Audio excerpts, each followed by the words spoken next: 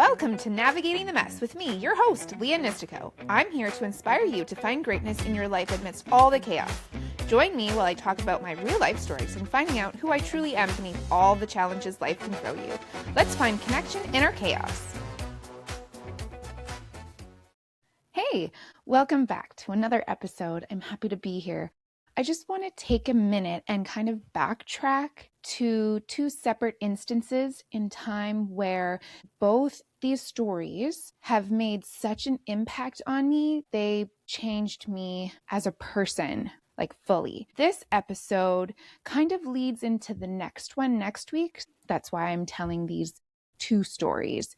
They both changed me deep inside as a person. So right before COVID hit, we had planned to take a trip to go see family in another city.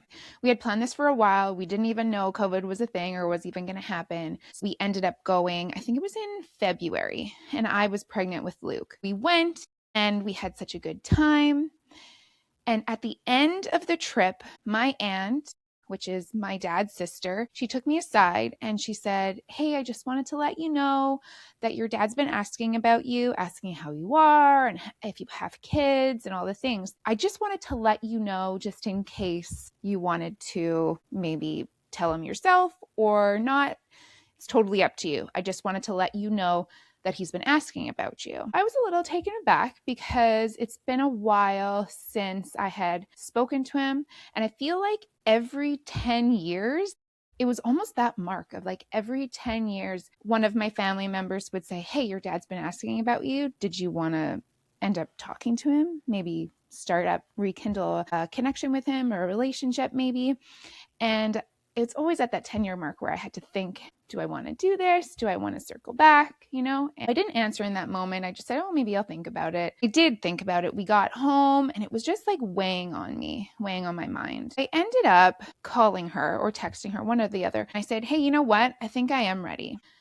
I think every 10 years, like you grow so much in those 10 years that maybe because I've grown a little bit more, maybe this time it'll work, And I did. She goes, okay, what you should do is you should write him a letter. Just kind of explain that I told you that he was asking and go into writing your letter. So I did. I wrote a long letter and I ended up sending it to him. Then it was the waiting game of, am I going to get a letter back or, right? How do we, do this, start up with the connection, start up with conversation. Over time, I got a text from him and that kind of started the connection again. So we had started talking over texting first and everything was going good.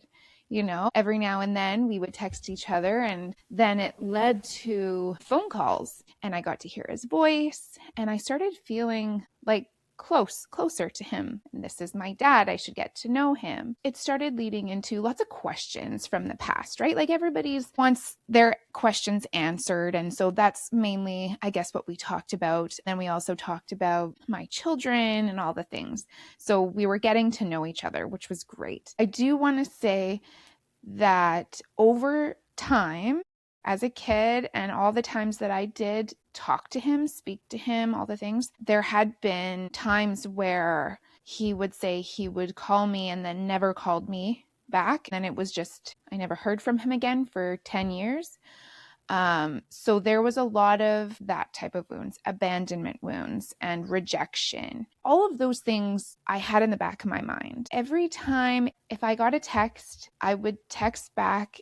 If he left me on read, all of those wounds would be triggered. So a trigger is basically like a red flag or an alarm bell going off like, hey, you've seen this movie before and you know how it ends. It's just your brain protecting you. And every time I got left on red, your trigger is not logical. It's not your logical brain. And if you don't regulate your nervous system and you let your trigger run wild, you're in fight or flight and you're just going to react based on those wounds and you're trying to protect yourself. So you will either fight and end this connection because you're scared of rejection or abandonment again. or you're gonna never text him again, or you're just gonna leave, right? My logical brain wasn't there. I didn't know how to regulate my triggers and all those things. So immediately I would go to worst case scenario. That's how I, from childhood, learned to act. If he left me on red, I would immediately, like, worst case scenario, he's going to leave me again. He doesn't like me. All those things of feeling not good enough to have this connection with my dad. If your logical brain were to be there, it would have maybe helped stop you and say, hey, you know what? Maybe he got busy, or maybe something came up. None of that stuff came into mind, especially when dealing with the person that used to do that to you years ago. It's really hard to build that trust up again, especially in the beginning, restarting this connection. That's also what I want to point out is I was also in that space too. You go back to how it felt as a kid. Even if you're in your 30s, you get triggered, you're immediately right back to as how you felt as a kid. You're like maybe 5 in your brain. All those emotions come back and all those feelings, and your body starts to shake, and you're like, no, I've seen this movie before. I know how it ends, regardless of somebody else, like my husband, saying, hey, maybe he got caught up with something. Maybe he got a phone call. Maybe there was an emergency. You got to give him the benefit of the doubt. Me giving people the benefit of the doubt was very slim because I've been hurt so many times. It's hard to say, okay, I'll give him the benefit of the doubt and be hurt again. That is so hard to do. So I did listen to my husband. He was my logical brain in that time. We did make it through all of the triggers together. And trust started building and building with me and my dad. So it ended up being good. But I do remember where I was at my in-laws' house, I was feeding Luke in the basement, and I had been texting my dad. Everything was fine. We were texting back and forth. And then I had a question for him. And it was I don't remember what the question was, but I knew it was vulnerable for me. I was maybe putting myself out there. It was really hard for me to ask this question. It was also very unfortunate because of what happened, but I had asked it and then I got no response. I was feeding Luke, and I remember my brain going a mile a minute, like, oh my gosh, all the worst case scenarios. Did I give too much? Am I too much of a person? Did I, unload too much here or reveal too much of my vulnerable side? I don't want to get hurt again. All these things. Oh, he's leaving me. That's it. And like all the things, right? All while being with my baby. And I remember texting Phil to come downstairs, and he did. And he was talking me through it. I just remember crying and saying, no, I know how this is going to end. I know how this is going to end. And it always ends. Every time it gets good, it always ends this way. And then I'm always hurt. It was just a very hard time reconnecting with my dad because of all the hurt and pain, because we didn't talk about all that stuff.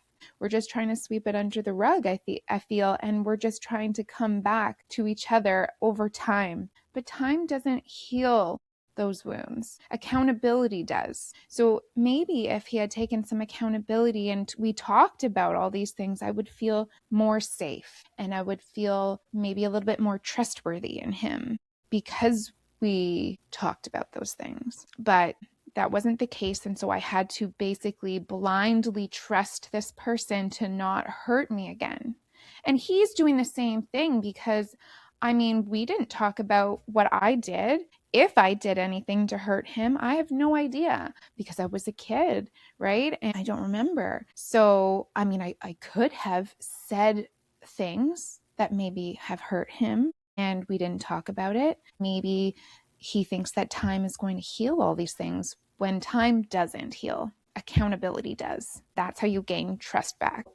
I ended up going off the deep end and texting my aunt saying, like, is this going to end? Like, I was close with my dad's side of the family, very, very close. I talked a lot about my relationship with my dad, with his sisters and his mom. I learned that if you include everybody else, it's not going to work. You need to have these conversations with the one person that you need to, instead of talking behind people's backs and trying to figure out. You're never going to figure out the answers from people who aren't involved. You need to go to the source to figure out that answer.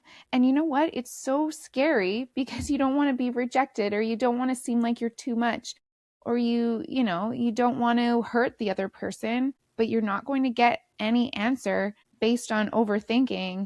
You're never going to know what the other person is thinking. Like, it's impossible. You need to ask them and have the conversation with them. So we ended up getting to the bottom of it, and he just hadn't seen it. He answered me and everything was fine, but it really goes to show that your triggers can make you run wild and go crazy and act crazy, even though you aren't. Those triggers are real. Those wounds they run deep and they're real. They will make you do crazy things because your body, your mind, your brain is trying to protect you from being hurt again, because it knows how hard it was to get over it, or to go through all that hurt and pain. So over time, I think it was under a year. I think it wasn't until after I had Luke that I reached out. We were talking on the phone, and it was getting really good. Before going back to work after my maternity leave, I wanted to take one last trip.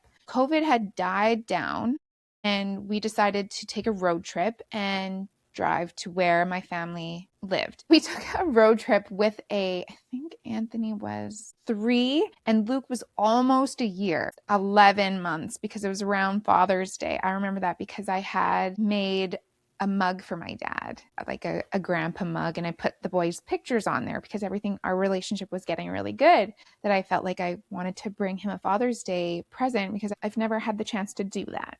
So I thought it was a nice thing to do. So taking a road trip with a 3 and an almost 1-year-old was pretty crazy. And we were driving, and in I think 18 plus hours of driving, we had to stop and feed and change diapers and go to the bed. Like, it took a long time.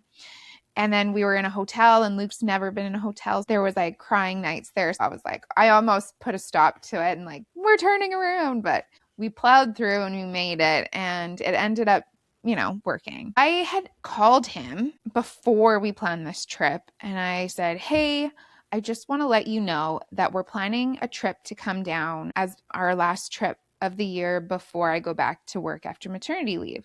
We're just visiting with family, and I know you live really close. Like, he lived beside my aunt. So like, it's an Italian family. Everybody's pretty close, within blocks of each other. I wanted him to be aware that where I was going to be. If he wanted to meet up with me, with just me, or meet my husband and our kids, I wanted to know if he would be comfortable with that. I thought I was comfortable with that. I wanted to ask him, and he had said, wow, yeah, for sure, and I don't know. I know I can only speak on me, but I pushed my truth aside because it was getting so good. I wanted to be good with meeting him in person, but maybe I wasn't truthful with myself. Thinking back to that moment, I wanted it so bad. I wanted a dad. I wanted a parent's love so bad that I was willing to rush it, and I didn't sit with it. So that was on me. I don't know if he was being truthful. He really could have been. I don't know. All I know is I wasn't being honest with myself. All I knew is I wanted this so bad that I was willing to rush it. I was getting excited. The day came, or I think it was the night before, I was texting him, I'm packing in the morning really early. We're going to hit the road. He goes, okay, sounds good. Text me along the way to let me know that you're safe. Everything just seemed to be going really good.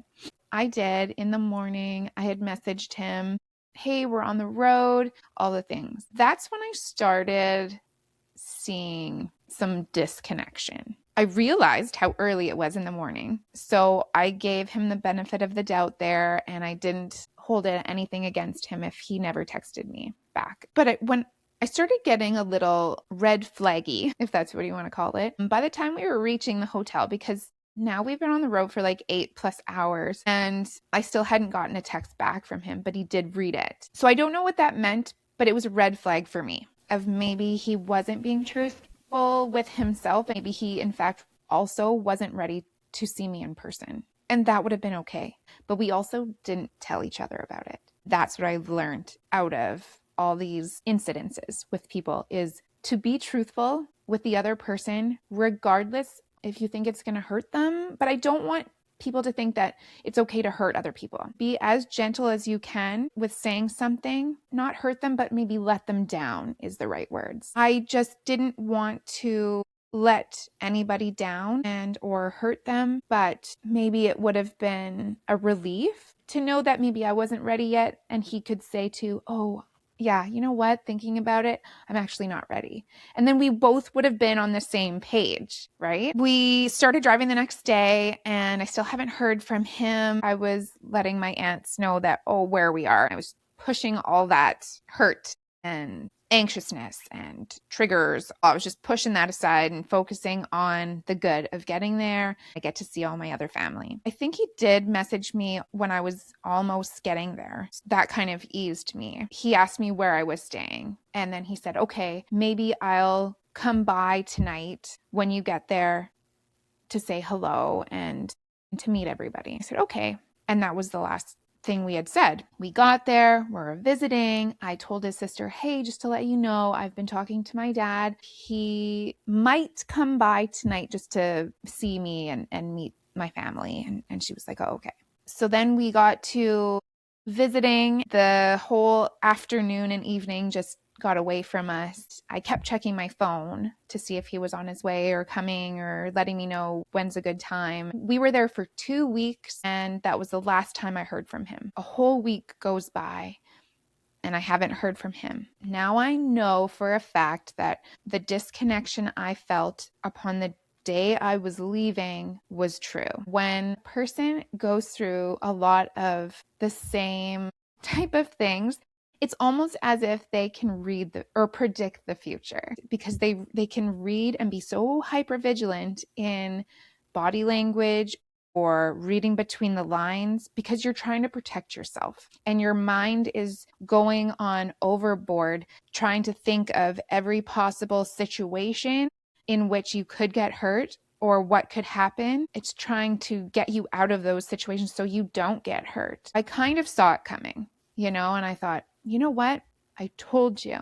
I always kept saying that to my husband, like, you know what? I told you this would happen. I can just read it. I can just peg it. This is what happens every time.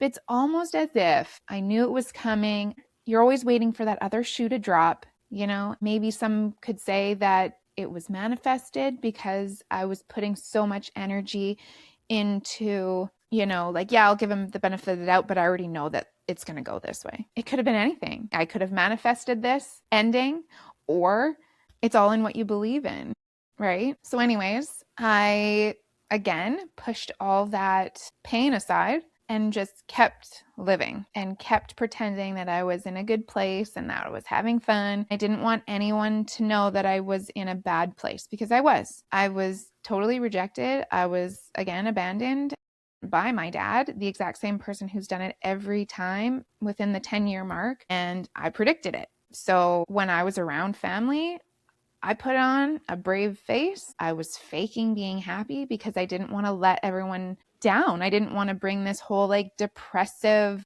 vibe to our trip. We're halfway through the trip. I do remember taking a lot of time and going into and being by myself. I do remember always being on edge and overstimulated because all those feelings were always inside of me and I didn't know how to release them. I just had a lot of anger, had a lot of pain, hurt, sadness. Like, it was a lot to deal with, to just swallow and go on your day pretending like you're having fun and you can't tell anybody. And during COVID is when I started my healing journey of getting better, of healing these wounds. Now these wounds are being reopened again. So it was really hard. I did learn a lot during COVID, during that time where I was healing. I did know that I did need to talk to somebody. So I ended up having a conversation with, I think it was two of his sisters were over. I don't remember if my grandma was there or not, but I remember sitting outside. It was summertime. We were just basically talking about, oh, like, I've noticed that you and your dad didn't connect. Did you find a day where you were going to do that? And I finally got to let it out and say, I was trying to act strong, but I was so hurt. And you could tell over just like when I was talking how angry I was. Because at first I was, well, you know what? No, I haven't. The last time I talked to him was a week ago and he hasn't responded back to me or he hasn't said anything. So it's okay. We'll just leave it there. I was trying to be strong, but then the more they started asking questions or the anger started coming out because I needed to release all of this. I needed to talk to somebody. My aunt had suggested like, hey, you know what? Just come over for supper and we can talk more about this. I said, okay, I just don't want you to take it upon yourself and invite him over because I'm not ready anymore. I don't want to see him. I'm not ready. I'm hurt and it's not going to end well if I see him. And she goes, okay, no problem. Come over for supper on this day. I said, okay. And her sister reiterated at the end, like, hey, don't invite him. Just let's just keep this civil. Everything will be fine. I think it was like a couple days before we were over at her house for lunch. There was a lot of just everybody talking. It's like a loud Italian household. Everyone's like picking at food and having conversation. And I did notice that there was a lot of talking behind everybody's backs and I felt really uncomfortable. And I've never felt like that before. I think it's because I started my healing journey and I knew what I wanted in life and I knew what I didn't want in life. I never felt uncomfortable before. I'm sure this has happened when I was there because I was exactly like everyone else and I would do all the things that everyone did and I would join in because I didn't want to be the odd one out or I didn't want to be the Debbie Downer of the group. You know, I'll just go along with the crowd and everyone will be happy and nobody's going to feel uncomfortable. I would rather feel uncomfortable than make them feel uncomfortable, right? When I started feeling that uncomfortability, I turned to look at my husband and we both kind of exchanged glances like, this isn't okay, you know? And I started kind of like standing up for the other person. And I'm like, well, no, that's not how it is. Or, you know, and I would get kind of side-eyed. And you know what that is? In life, you are allowed to change who you are or who you were. If you didn't agree with who you were, you are 100% allowed to change who you are, to be the best version of you who you want to be, and regardless of what everybody else thinks. But what's confusing for everybody else is the fact that you used to be that way. So how come you changed, right? They don't want to think like, that they're the bad people and all the things, right? But if you say like, I changed because that's just not who I want to be, they're still going to be confused because they're going to say like, well, why? We're like that. There's nothing wrong with us, you know? And it kind of triggers them. That's what's confusing for everybody else around you when you decide to change who you are. Don't take it as like, it's a bad thing that you changed. It's if you want to change, go for it. Just do it, you know? And you will get pushback from people because they don't want to be considered the bad person of the group or unhealthy or toxic because you changed. So you're going to get the pushback. Leading up to the dinner, so everything was fine and everybody was talking and it was great. I didn't bring up like the conversations about a couple days ago. As we were finishing up dinner, I thought, okay, this is good. We're going to leave because the boys have to go to bed soon. And my aunt reaches over and grabs my plate and says, by the way, your dad's on his way over. He's going to join us for dessert. Excuse me, what? Yeah. So I immediately fight or flight, 100%.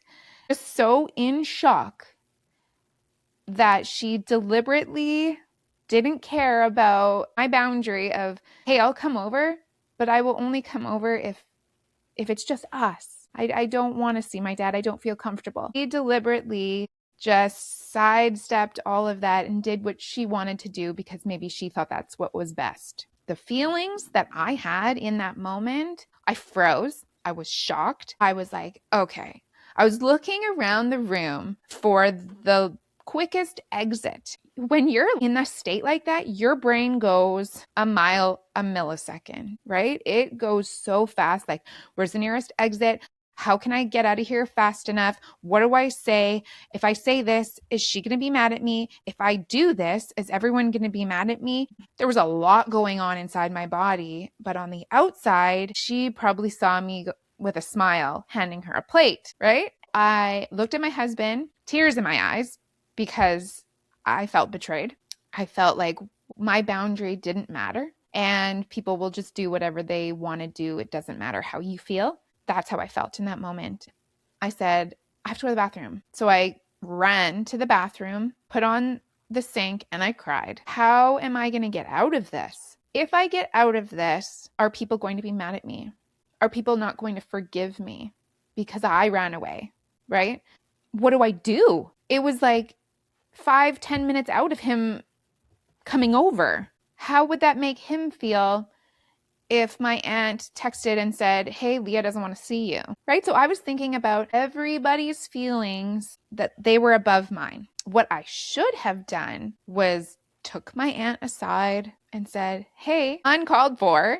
I don't appreciate that. We had a conversation. I thought I was pretty clear that I didn't feel comfortable seeing my dad, and we're going to leave now. I enforced a boundary a day ago. You didn't hold up your end of the bargain, so now I'm enforcing it again and I'm leaving.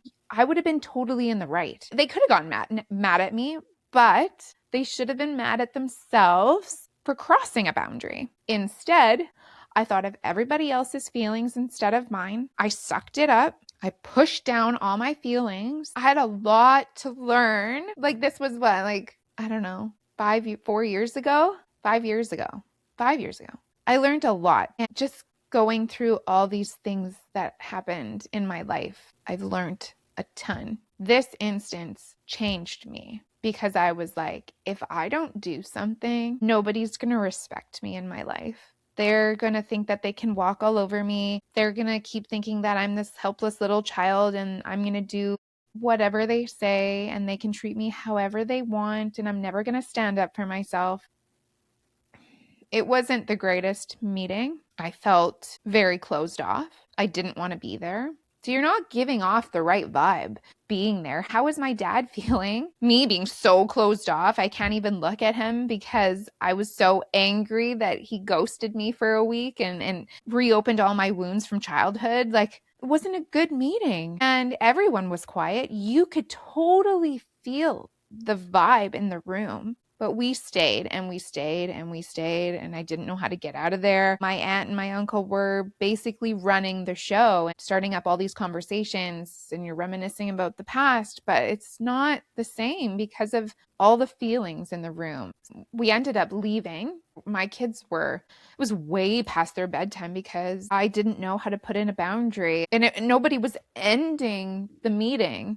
I had to end it. It was very awkward. I was hurt. I felt betrayed. There was a lot of feelings there. Anger, sadness, like all of the feelings there. I think my dad shook my husband's hand, but nothing for me. It was no hug, like nothing from me, for me. And I'm like, obviously, I probably looked really closed off, right? Because I wasn't ready. But also, my aunt didn't hear me when I said I wasn't ready, and it's not going to end well if you're not ready. If you're not open for it, it's not going to end well. So when I left, my aunt was walking me out, and she's like, oh, that was fun, eh?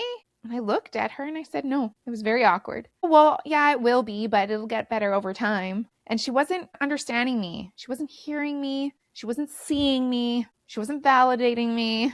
She was pushing all of my stuff aside and saying, no, it was fine. Just trust me, it was fine. So we left and I immediately broke down crying. My aunt came home to me hysterically crying, told her exactly what happened. She was furious. Like, we had to have this huge conversation at like midnight, and I was just totally off the whole rest of the trip. I was not myself. I didn't get an apology from my other aunt. It was just kind of brushed aside the remainder of the trip. Over time, like, I think it was like a couple days that went by, I was sitting outside just very depressed, and my aunt came, sat beside me, and she's like, there's something. Do you want to talk about something? There's something. She knows me. It's written all over my face. I can't hide stuff. I never was able to hide anything. It was just always written on my face that something was wrong. And I said, you know what, I don't want to talk about anything. And she was basically prying it out of me. I said, there's a lot of things that I don't agree with over the last couple of days that happened at my